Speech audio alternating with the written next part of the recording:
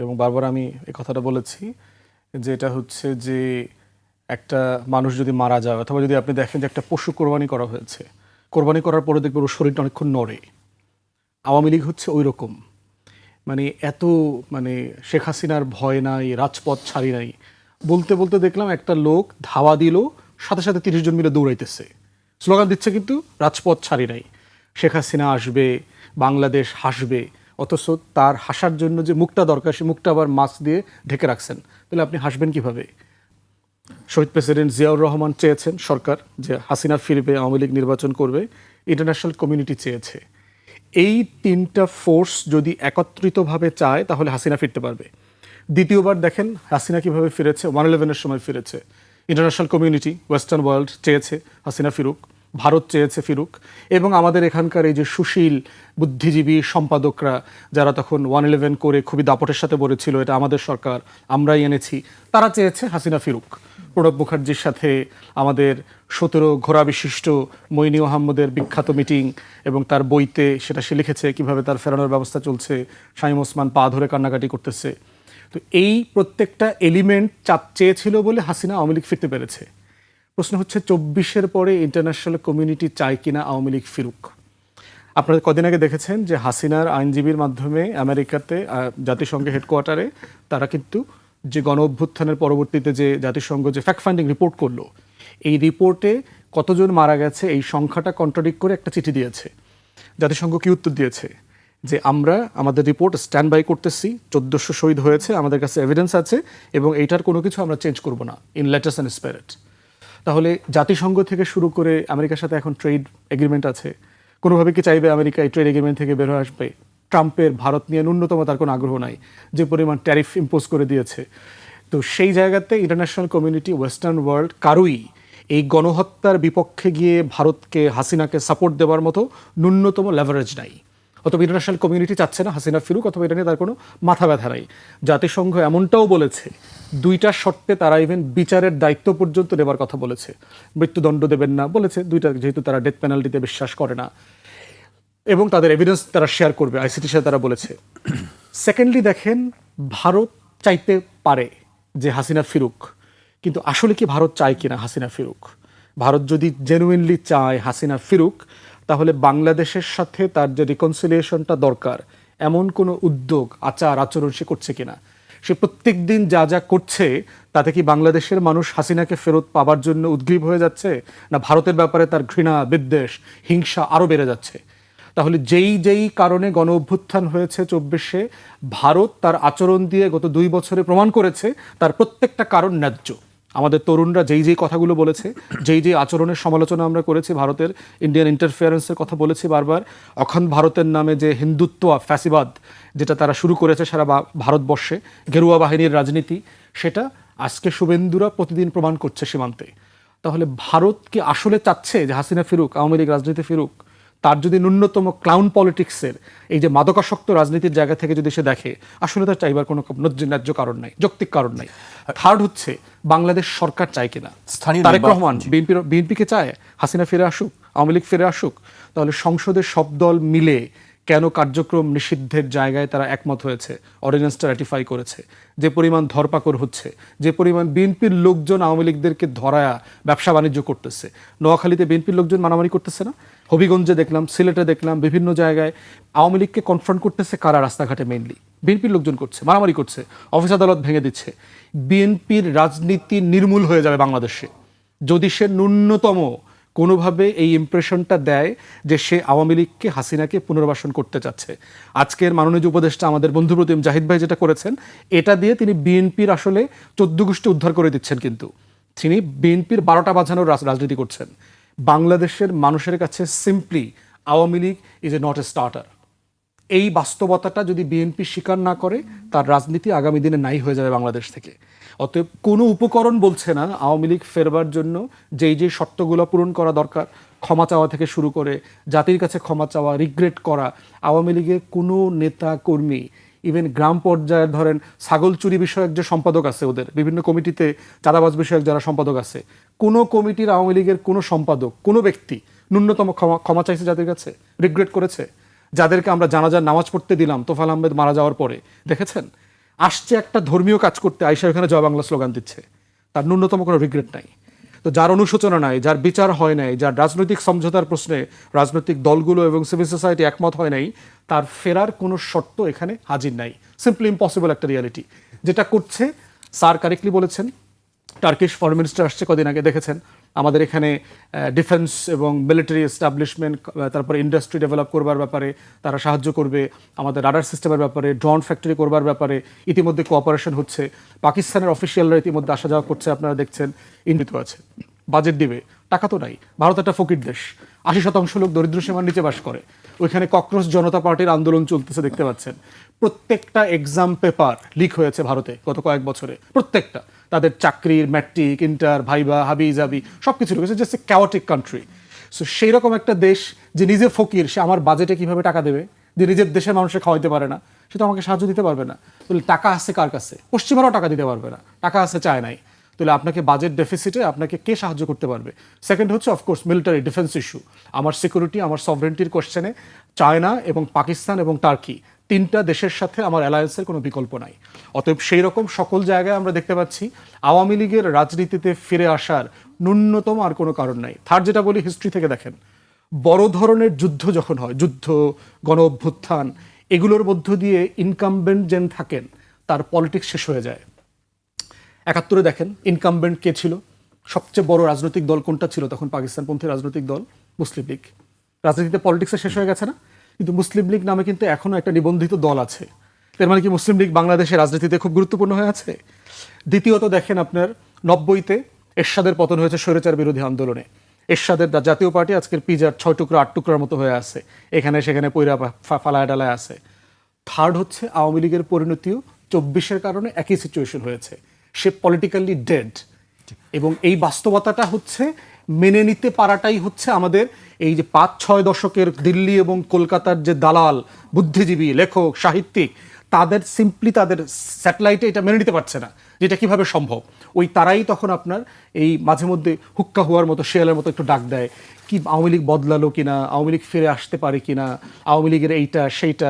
Even Awami Indian বুদ্ধিজীবী দেখেন, অভিলাষ পালোয়াল, sir চিনবেন, সোয়াসের টিচার, তিনি কদিন আগে লিখছেন আপনার, সে বলতেছে আওয়ামী লীগের ফিরে আসার কোনো বাস্তবতা দেখতে পাচ্ছি না। তো ভারতীয় স্কলার আমি ঘটিয়েছে এই যে আমাদের সকল বঙ্গবীর যেটা আছে আপনার কাদের সিদ্দিকী, বিশাল ডাকাত বাহিনী গড়ে তুলেছিল, কাদেরিয়া বাহিনী। এই ডাকাতরা ভারতের টাকায়, অস্ত্রে, প্রশিক্ষণে, যেটা মুজিব বাহিনী করেছে আপনার 72 থেকে 75, হাজার হাজার মুক্তিযোদ্ধাদেরকে হত্যা করেছে। এবং সেই মুজিব বাহিনীর অন্যতম প্রধান ব্যক্তি মারা যাওয়ার পরে দুঃখজনকভাবে আমাদের সংসদে আবার তাকে স্মরণ করা হয়েছে। মানে আমাদের সভরেন্টি, আমাদের স্বাধীনতাকে যারা কম্প্রোমাইজ করেছে, তাদেরকে আবার এই সংসদ স্মরণ করতেছে, শোক প্রকাশ করছে। তাহলে তো কদিন পরে মনে হয় স্যার শেখ হাসিনা মারা গেলেও তো এটা ম্যাসিভ আপনার জয়েন্ট ড্রিলের অ্যারেঞ্জ করেছিল, সম্ভবত অপারেশন আয়রন শিল্ড যদি আমি ভুল না করে থাকি। এবং যেটা দিয়ে আমাদের সভরেন্টি কীভাবে টেক কেয়ার করা যাবে, আমাদের স্বাধীনতা, আমাদের সীমান্ত প্রত্যেকটা জায়গাতে। তো সেখানে এখন আমরা যেটা প্রস্তাব করেছি, আগে থেকেই করেছি, যে আমাদের বিজিবির পাশাপাশি আমাদের সীমান্তবর্তী অঞ্চলের জনগোষ্ঠীকে আর্ম করা দরকার, প্রশিক্ষণ করে করে রিজার্ভ ফোর্স ক্রিয়েট করা দরকার। এবং এটা অনেক কাজে লাগবে। আপনার লোকাল মাদক বিরোধী অভিযান বলেন, আপনার সীমান্ত সংকট বলেন, আপনি বন্যা হইলে আপনার যে ভলান্টিয়ার দরকার হয়, যে কোনো হিউম্যান ডিজাস্টার থেকে শুরু করে আপনি সীমান্ত রক্ষা প্রত্যেকটা কাজে লাগাতে পারবেন। এবং পরিকল্পিতভাবে 3 মাস 6 মাসের এই রিজার্ভ ফোর্স ট্রেন করতে পারলে বাংলাদেশের সীমান্তে দেখেন এখন লাঠি নিয়ে আমাদের জনগোষ্ঠী যাচ্ছে, আমাদের বিজিবির সাহসী সৈনিক ভাইয়েরা সেখানে ঝুঁকি নিচ্ছেন। পাশাপাশি এই যে বাবুল কাছ থেকে আমরা দেখেছি চাঁপাইনবাবগঞ্জ সীমান্তে, এরকম লক্ষ লক্ষ মানুষ কিন্তু প্রস্তুত আছেন যখন দেশের লাল সবুজের পতাকাকে আপনার কোনো শকুন তাকাবে তার সেটা রুখে দেওয়ার জন্য। তো সেটার জন্য রাষ্ট্রেরও দায়িত্ব আছে তাদেরকে প্রস্তুত রাখা, তাদেরকে ট্রেনিং দেওয়া, অস্ত্র দেওয়া, অস্ত্রের মজুদ, সেটা অবশ্যই একটা প্রোটোকল করতে হবে। প্রোটোকল করে আপনার এইটাকে কিভাবে সেফগার্ড করা যায়, আমাদের ডিফেন্সের অধীনে নিয়ে আসা যায়, সেটার জন্য আমাদের আর্মড ফোর্সেস এবং ডিফেন্সের সিরিয়াসলি কাজ করা দরকার। এর বাইরে হচ্ছে যে ফরেন মিনিস্ট্রির অনেকগুলো রেসপন্সিবিলিটি আছে। আমরা এখন পর্যন্ত ফরেন মিনিস্ট্রির কোনো ব্রিফিং দেখতে পাচ্ছি না খুব সিরিয়াসলি। প্রতিমন্ত্রী বলেছেন যে আমরা কোনো পুশব্যাক হইতে দেব না, আমাদের বর্ডার গার্ড সজাগ আছেন, কিন্তু মমতা যখন শহীদ ওসমান হাদিকে নিয়ে কথা বলল, আপনি সেটা ব্যাখ্যা চাইলেন না লিখিতভাবে। এখানে পুশিন করে যে আপনার আন্তর্জাতিক আইন ভায়োলেট করছে ভারত, সেটার ব্যাপারে আপনি কোনো ব্যাখ্যা চাইছেন না। এগুলো তো ব্যাখ্যা চাইতে হবে, ডিপ্লোম্যাটদেরকে ডাকতে হবে, প্রয়োজনে ডেকে ব্রিফ করার পাশাপাশি তাদেরকে সীমান্তে নিয়ে যেতে হবে। এবং শুধু সীমান্তে নেওয়া না, জাতিসংঘ, রেড ক্রস থেকে শুরু করে যাদেরকে এই যে জিরো লাইনে রাখছে তাদেরকে তাবু করে ওখানে থাকার ব্যবস্থা করতে হবে। ইন্টারন্যাশনাল মিডিয়াকে আনতে হবে, এনে দেখাতে হবে যে কিভাবে সীমান্তে মানবাধিকার লঙ্ঘন করছে ভারত। তো এইভাবে ভারতকে আপনি ইন্টারন্যাশনালি প্রেশার ক্রিয়েট করা। এবং যেহেতু এখন আমি জেনারেল অ্যাসেম্বলির প্রেসিডেন্সি আমার কাছে আছে, আমাদের তো একটা হিউজ লেভারেজ আছে এই বিষয়টা রেজ করা। সেপ্টেম্বরে আপনার জাতিসংঘের কনফারেন্স আছে সাধারণ পরিষদের। তো এই প্রত্যেকটা বিষয়কে নিয়ে যদি আমরা ইন্টারন্যাশনালাইজ করতে পারি আমাদের এই বিষয়টাকে, তাহলে আমরা সারা দুনিয়ার সিম্প্যাথি, সহযোগিতা এবং ভয়েস রেজ করবার জায়গা আমরা খুঁজে পাবো। আর ভারতের এখন একমাত্র বন্ধু হচ্ছে নেতানিয়াহু, ইসরায়েল, এবং সে যথেষ্ট মানকে চিপার মধ্যে আছে। এবং দেখেছেন জেনারেল অ্যাসেম্বলিতে বাংলাদেশকে হারানোর জন্য কিন্তু ভারত এবং ইসরায়েল অ্যাক্টিভলি কাজ করেছে। সাইপ্রাস কি? সাইপ্রাস হচ্ছে ইসরায়েলের আউটপোস্ট। ওটা ইসরায়েলে দুষ্টামি করে বলা হয় যে নেতানিয়াহুকে যখন খুঁজে পাওয়া যাচ্ছে না, বলে যে তার এই যে সাইপ্রাসে তার যে হলিডে রিসোর্ট আছে ওখানে তাকে খুঁজতে হবে, ওখানে সে আছে। মানে সে যখন পালায় নেতানিয়াহু, সে প্রথম পালানোর স্পট হচ্ছে তার সাইপ্রাসে। তো এটা একটা হিউজ জায়নিস্ট বেস, হিস্টোরিক্যালি বহু বছর থেকে এটা আছে, এবং গ্রিকরা সেখানে আছে, গ্রিক সাইপ্রাস যেটা অংশটা। তো সেই জায়গাতে বাংলাদেশকে হারানোর জন্য ভারত এবং ইসরায়েল কিন্তু একসাথে কাজ করেছে। আমাদের গণমাধ্যমে দেখবেন খুব সিরিয়াসলি এটা নিয়ে কোনো আলোচনা নাই। এবং ভোটিং যে ডিফারেন্স, ভোটের যে রেঞ্জ, কোন ব্লক, কোন অঞ্চলের কোন মানুষরা কাকে ভোট দিয়েছে, জার্মানি নিরাপত্তা পরিষদের মেম্বার হতে পারে নাই, অস্থায়ী সদস্য ফর দ্য ফার্স্ট টাইম। তাহলে বোঝেন যে এন্টি ইসরায়েলি সেন্টিমেন্ট কীভাবে জাতিসংঘের ভোটিং প্যাটার্নকে চেঞ্জ করে দিয়েছে। তো সেই রকম একটা জায়গাতে আমাদেরকে এই ইস্যুটাকে ইন্টারন্যাশনালাইজ করা এবং ভারতকে বোঝানোর চেষ্টা করা যে বাংলাদেশ ৭৫ পরবর্তী বাংলাদেশে নাই, এটা প্র্যাকটিক্যাল না। You just take. অনেক বিভক্ত, নানা রকমের প্রবলেম রয়েছে, কিন্তু একটা জিনিস আপনি চিন্তা করেন, মাত্র ৩ বছর আগে বা ৪ বছর আগে যে দেশটি একটা বলতে গেলে ফেইল্ড স্টেটের অবস্থানে ছিল, কেননা তথাকথিত ওই ভুয়া প্রাইম মিনিস্টার, সে এত ক্রাইমস করেছে, জেনোসাইডাল অ্যাক্ট, যে আন্তর্জাতিকভাবে জাতিসংঘ থেকেই তারা প্রমাণ দিয়েছে যে এমন এমন প্রমাণ যে এই মহিলার আন্তর্জাতিক ক্রিমিনাল কোর্টে বিচার হওয়া উচিত। এবং বাংলাদেশে একটা বড় অংশ তারা এই জেনোসাইডে অংশ নিয়ে তারা সাধারণ মানুষকে একেবারে জিম্মি করে রেখেছে। বাংলাদেশ ভারতের একটা কদর রাষ্ট্রে পরিণত হয়েছে। সেখানে আমরা একদম আইসোলেটেড ছিলাম। কোনো বিদেশি আপনার রাষ্ট্রপ্রধান, সরকার প্রধান বাংলাদেশে সহজে আসতেই চাইতো না, আসলেও কয়েক ঘন্টার থেকে চলে যেত। এবং আমরা বলতে গেলে আমাদের কোনো যে পথে যাচ্ছি, এবং আমাদের প্রেসিডেন্ট জিয়ার সুপুত্র তারেক রহমান, আমরা আশা করব যে তার বাবার পদচিহ্ন ফলো করবে। যদিও তার সাময়িক অনেক কিছু সীমাবদ্ধতা রয়েছে, সেখানে আমরা কি করছি, আমাদের সামরিক বাহিনীকে গড়ে তুলছি। আমরা চায়নার সাথে, যেটা ব্যারিস্টার ফুয়াদ বললেন, যে চীনের সাথে, পাকিস্তানের সাথে, টার্কির সাথে সামরিক সহযোগিতার মাত্রা আরও বৃদ্ধি করতে হবে। হ্যাঁ, আমাদের টাকার অভাব রয়েছে, আমাদের আর্থিক সীমাবদ্ধতা রয়েছে, কিন্তু আজকের পৃথিবীতে কিন্তু আপনি অনেক উপায় রয়েছে যার ফলে আপনার সামরিক সামর্থ্য গড়ে তুলতে পারেন। কিছু কিছু জায়গায় আপনি লাভজনক কম্প্রোমাইজ করবেন। জিওপলিটিক্যাল টার্মসে আমরা দেখতে পাই আমরা এখন এমন একটা পরিস্থিতিতে চলে এসেছি, বিশ্ব রাজনীতি, আমেরিকার এই অঞ্চলে আগ্রহ, চীনের প্রচণ্ড আগ্রহ, মায়ানমার সহ দক্ষিণ পূর্ব এশিয়াতে যে রেয়ার আর্থ, যে খনিজ পদার্থগুলো এখন আগামী বিশ্বের জন্য অত্যন্ত গুরুত্বপূর্ণ মূল্য বহন করছে, তেল আর কয়লার চেয়েও বেশি, যেটা দিয়ে টাইটানিয়াম, যেমন আপনি ব্যাটারিজ তৈরি করতে পারবেন, যেই batteries will B A substitute for other power sources, spaceship তৈরি করার জন্য দরকার, আরও অনেক ভবিষ্যৎধর্মী চিন্তার জন্য এই অঞ্চলটা এখন সবচেয়ে গুরুত্বপূর্ণ হয়ে গিয়েছে সাউথ ইস্ট এশিয়া। এই কারণে বাংলাদেশ এখন চীনের জন্য অত্যন্ত আকর্ষণীয়, মার্কিন যুক্তরাষ্ট্রের জন্য অত্যন্ত আকর্ষণীয়। আমাদের বঙ্গোপসাগরে আমরা যেই অংশটায় রয়েছি সেটা একটা অ্যাক্সেস দিতে পারে চীনকে। চীন যদি, ওই যে আমি যেটা বললাম, Doklam Lalmonirhat strategic policy for the future, সেটা যদি বাস্তবায়ন করতে পারে, চীন সরাসরি আমাদের ভেতর দিয়ে বঙ্গোপসাগরে প্রবেশ করতে পারবে নদীপথে। কারণ মায়ানমার খুব আনসার্টেন হয়ে গিয়েছে। মায়ানমারে আপনি জানেন না যে মায়ানমারের যে সেনাবাহিনী আবার তারা নতুন করে উদ্দীপ্ত হয়েছে, আরাকান আর্মি এখন অন দ্য ব্যাক ফুট। আর ওই ওয়ারফেয়ারের মধ্যে এত বেশি বিদেশি আগ্রহ যে চীনের জন্য মায়ানমারের পথ অনিশ্চিত। সেই জন্য বাংলাদেশ তাদের দরকার। এবং আমরা কেন ভারতকে প্রশ্রয় দিব? ভারত যখন একথা বলে যে তারা ক্রয় করবে, তার পাল্টা উত্তর দেওয়া উচিত যে আমরা ভারত থেকে মুর্শিদাবাদ ক্রয় করে নিতে চাই।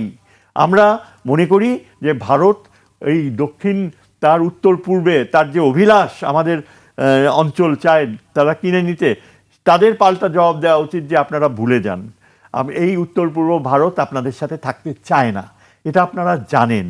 আপনারা সবচেয়ে বেশি সামরিক বাহিনী সেখানে ডিপ্লয় করে, আজ পর্যন্ত আপনারা সেখানে ফ্রি অ্যান্ড ফেয়ার ইলেকশন করতে পারবেন না, পারেন নাই উইদাউট ইউর মিলিটারি প্রেজেন্স। তা সত্ত্বেও এখন মণিপুর, মিজোরাম, নাগাল্যান্ড এগুলো বিচ্ছিন্নতাবাদীর নতুন পথে যাচ্ছে। খুব শিগগিরই হয়তো চীনের সামরিক শক্তির সাথে তাদের যোগাযোগ হয়ে যাবে। অরুণাচল প্রদেশের পশ্চিমাংশ চীন কখনো ছাড়বে না, ডোকলাম থেকে চীন সরবে না। অনিবার্য ভারতের সাথে চীনের সংঘাত, এবং ভারতকে জানিয়ে দেওয়া উচিত যে সর্বোচ্চ পর্যায়ে আমরা চীনের সাথেই থাকব। আমরা উত্তর পূর্ব ভারতের মানুষের স্বাধীনতা সংগ্রামকে শ্রদ্ধা করি, আমরা আমাদের মতো তারাও স্বাধীন হতে চায়। এবং আমরা জিয়াউর রহমানের সময় আমরা দেখেছি যে উত্তর পূর্ব ভারতের ব্যাপারে এই বিএনপি গভর্নমেন্ট প্রচুর সিম্প্যাথেটিক ছিল। বিএনপির কতগুলা বেইমান এই পথ থেকে সরে যেয়ে এখন তারা বিশ্বাসঘাতকতা করছে উত্তর পূর্ব ভারতের মানুষের সাথে। তারা আমাদের ভাই, তারা ওই 1940 সালে আমাদের একত্রে হওয়ার কথা ছিল লাহোর প্রস্তাব অনুযায়ী। ঐতিহাসিকভাবে চিন্তা করলে আমাদের এখনও লেবেনসরম শুধু না, এটা ইরিডেন্টিস্ট ক্লেইমস, আমরা বলি ইরিডেন্টিস্ট ক্লেইমস আন্তর্জাতিক, যে আমরা হারানো অঞ্চল। এটা তো একটা প্রদেশ ছিল, আমরা উত্তর পূর্ব ভারত আর বলতে যেটা বোঝায় আর বাংলাদেশ মিলে সেটা ওই 1905 সালে আলাদা প্রদেশ করা হয়েছিল। সেটা তো তেমনভাবে থাকতে পারতো, নওয়াব সেলিমুল্লাহ চেয়েছিল যে সেভাবেই থাক। আজকে যদি তাই হতো তাহলে পুরা উত্তর পূর্ব ভারত জুড়ে বাংলাদেশের মুসলমান পপুলেশন থাকতো, এবং সেটা হতে পারে ভবিষ্যতে, হবে না কেন? হওয়ার মতো আমাদের সামরিক সামর্থ্য গড়ে তুলতে হবে। কাজেই ভারতকে এই উত্তর দিতে হবে। আমরা আমাদের আগামী দিনের পলিসি হবে যে আমরা সামরিক সামর্থ্য বাড়াবো, আমরা চীন থেকে উন্নত মানের বিমান কিনে, আমাদের pilots are the best in the subcontinent. Pakistan এয়ারফোর্সের মেরুদণ্ড ছিল এই বাংলাদেশের মুসলমান পাইলটরা। হ্যাঁ, অনেকের নাম বলা যায় যারা এখনও পাকিস্তান শ্রদ্ধার চোখে দেখে আমাদের বিমান বাহিনীর পাইলটদের। আমাদের সামরিক বাহিনীর এরা যদি সত্যিকার অর্থে অস্ত্র পায়, আমরা ওই ভারতের উত্তর পূর্ব ভারতের সাথে মোকাবেলা করতে কি চায়, ভারত আলটিমেটলি কি পারবে আমাদের সাথে মোকাবেলা করে যদি আমরা আন্তর্জাতিক সমর্থন পাই? এই সম্ভাবনাগুলো আমাদের সামনে এখন রয়েছে। স্যার, এবার একটু অন্যদিকে দৃষ্টি দিতে চাই। নেতানিয়াহুর বিষয়টি তুলছিলেন রাসুজ্জামান ফুদ। নেতানিয়াহুকে ট্রাম্প বলেছেন যে ইরানের সঙ্গে আবার যুদ্ধ জড়ালে তোমাকে একাই লড়তে হবে, আমরা নেই। ট্রাম্প বলেছেন, আমি বলেছি বিবি সাবধান হওয়া ভালো, অন্যথায় খুব শিগগিরই তুমি একা হয়ে পড়বে। হঠাৎ করে কয়েকদিন ধরে দেখছি আমরা নেতানিয়াহুকে ছেড়ে দিতে চাচ্ছেন ডোনাল্ড ট্রাম্প। এর কারণ কি স্যার? এর কারণ ট্রাম্প নিজেই কিন্তু কংগ্রেসে প্রচণ্ড মানে একটা অস্তিত্বজনিত সংকট ফেস করছে। কংগ্রেসের রিপাবলিকান পার্টিও তার পিছনে নেই এই যুদ্ধের ব্যাপারে। কংগ্রেসের ডেমোক্রেটরা